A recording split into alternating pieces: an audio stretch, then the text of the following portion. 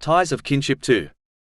In a narration found in Jami at-Tirmidhi, number 2612, the Holy Prophet Muhammad, peace and blessings be upon him, advised that the one who possesses complete faith is the one who is best in conduct and most kind to their family.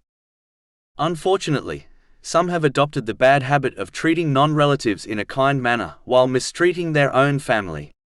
They behave in this manner as they do not understand the importance of treating one's own family kindly and as they fail to appreciate their family. A Muslim will never achieve success until they fulfill both aspects of faith.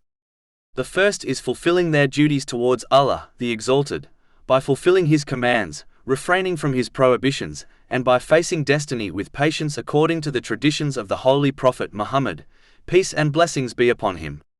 This will ensure they use all the blessings they have been granted in ways pleasing to Allah, the Exalted.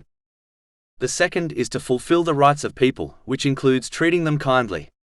None have more right to this kind treatment than one's own family.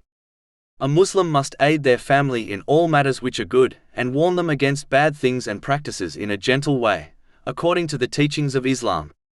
They should not blindly support them in bad things simply because they are their relatives, nor should they fail to help them in good matters because of some ill feelings towards them, as this contradicts Islamic teachings.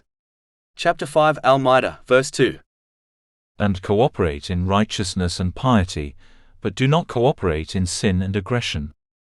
The best way to guide others is through a practical example, as this is the tradition of the Holy Prophet Muhammad, peace and blessings be upon him, and is much more effective than just verbal guidance. One must learn the rights they are owed and the rights they owe others, especially their relatives, to ensure they fulfill them. A Muslim must always remember that Allah, the Exalted, will ask each person whether they fulfilled the rights of others. He will not ask them if people fulfilled their rights.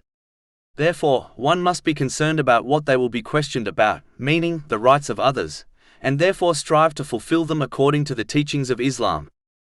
Finally, one should generally choose gentleness in all matters, especially when dealing with their family.